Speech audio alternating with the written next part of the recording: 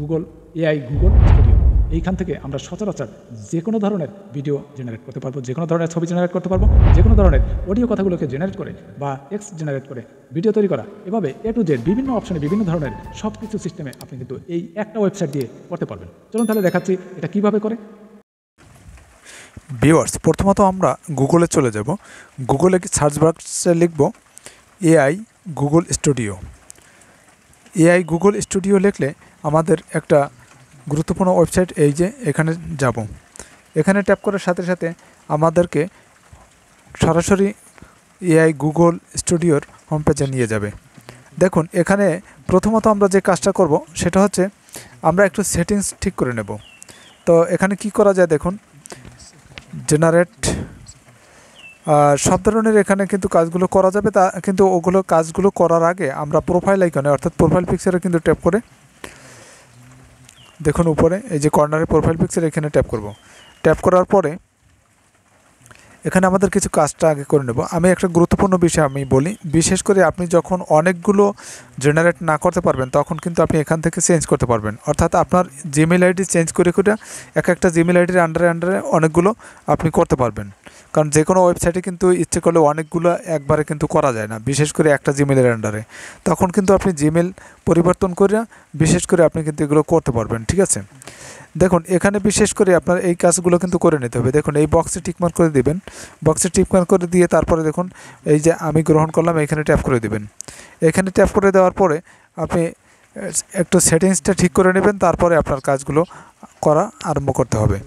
Generative media তৈরি করুন। আমরা এই ফাংশনে এখনও যাব না, বিশেষ করে আমরা এখানে আমাদের একটু কাজ করতে হবে। দেখুন এই সাইটে যেরকম আমরা একই সাথে একটা ভিডিও যদি জেনারেট করি, সেই ভিডিওর সংখ্যা কয়টা নেব, আমরা ইচ্ছে করলে 2টা নিতে পারি।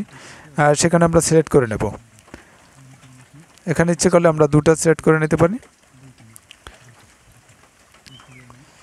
তারপরে দেখুন নিচের দিকে রেজুলেশন সম্পর্কে লেখা আছে। আপনি যদি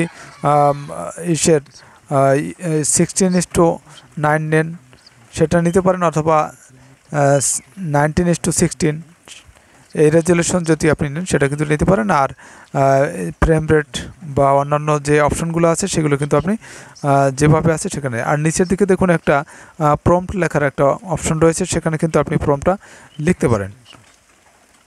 এরপরে আমরা এখানে চলে আসবো ভিডিও তৈরি করার। সেখানে আমরা একটু এই সাইডে আসি। আমরা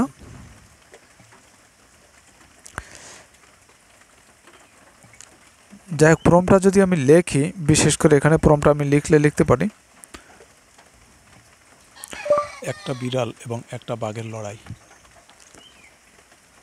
আমি এই প্রম্পটটা ধরেন লিখলাম।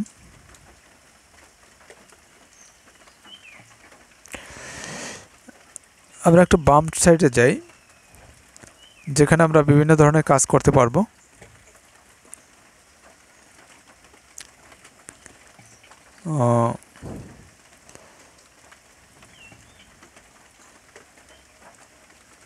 দেখুন এখানের অপশনের কাজগুলো আমরা একটু করে নিই।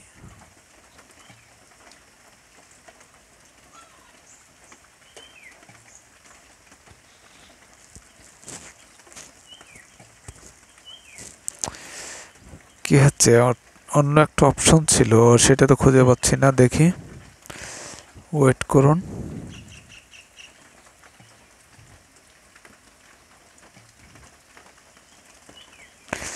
আচ্ছা, প্রম্পট লিখবো আমরা, বিশেষ করে যদি ভিডিও তৈরি করি বা ছবি জেনারেট করি, তাহলে আমরা এখানে প্রম্পটটা লিখতে পারি। ভিউয়ার্স, আজকের ভিডিওটা আসলে আমার একটু সমস্যার সৃষ্টি হচ্ছে, যেহেতু আমার মেমোরি পূর্ণ হয়ে গেছে। এটা আমাকে অনেকটা ডিলিট করতে হবে। ওকে।